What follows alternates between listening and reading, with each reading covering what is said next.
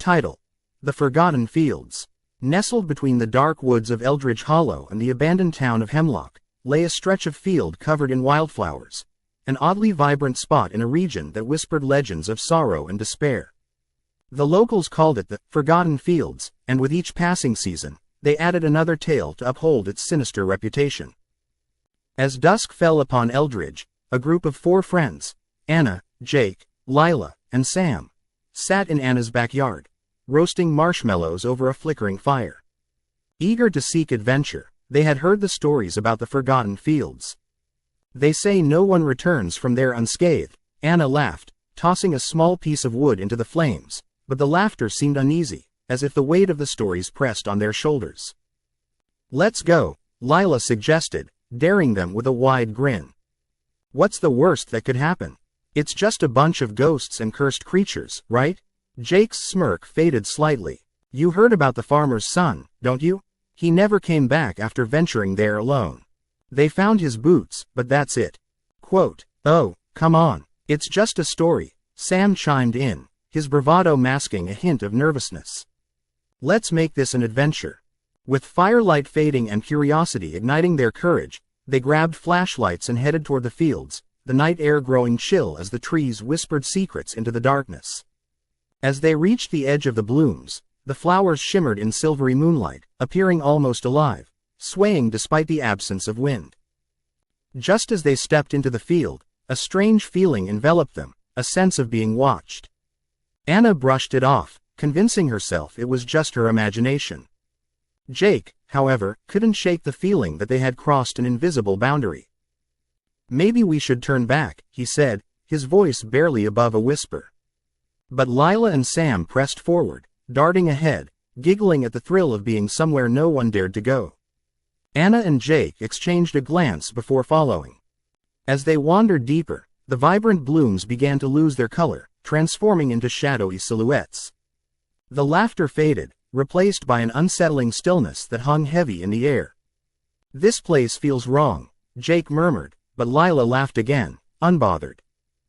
"Look over there." She pointed to a cluster of ruined cottages that peeked from behind twisted trees, relics long abandoned but eerily intact. Driven by curiosity, they approached the remnants. Inside the closest cottage, a chill swept through them as debris crunched underfoot. The scent of decay lingered heavily. Faded portraits hung on the walls, their eyes seeming to follow the group, filled with a yearning sadness. "What do you think happened here?" Lila asked, her voice laced with a mix of curiosity and dread. Anna shrugged, trying to shake off the unease creeping in. Just as she did, Sam's flashlight fell to the floor with a clatter. "What was that?" he shouted, scurrying backward. Almost instinctively, Jake shone his light toward the source of the noise. In the corner, a figure lurked, half obscured by an old table, its long limbs twisted and gnarled, remnants of a creature both human and not.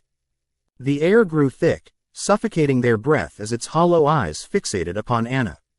"Run!" Jake yelled, and they bolted from the cottage, hearts pounding, adrenaline surging. But in the chaos, the once vibrant flowers transformed. They twisted and writhed, roots gripping their ankles, dragging them back into the cursed earth. "Help! Get off us!" Lila screamed as the flowers constricted, the petals sharp like knives. Panic flooded their senses as they desperately fought, but the flowers were alive, and their thorns dug deeper each time they struggled. The creature emerged from the shadows of the cottage, a grotesque blend of fur and flesh, its milky eyes blinking slowly, as if savoring their terror. It let out a horrifying, guttural growl that reverberated through the fields, a sound that felt ancient and primal. With a final burst of determination, Anna kicked at the roots, sending a surge of energy through her body. "This way!" she shouted, pulling Lila, who was closest to her. They broke free, tumbling away from the grasping petals toward the tree line. Sam and Jake were hot on their heels, fear driving them faster than they'd ever run before. The oppressive grip of the field loosened behind them, the flowers stirring angrily as they fled. Bursting into the safety of the forest, they didn't stop until they reached Anna's backyard, breaths heaving, hearts racing. The memories of the fields haunted them for weeks after, the whispers of the wind, the specter of that creature, and the colors of the abandoned blooms fading from vibrant to nothingness. They swore never to speak of it again, but the tales of the forgotten fields continued, now decorated with their own frightful chapter. A new cautionary note for those who dared to tread where light faded, and horrifying whispers thrived. Every so often, Anna would glimpse the shadows creeping toward her window at night, and she would remember with a shudder that some areas are cursed for a reason, and some creatures should remain forever forgotten.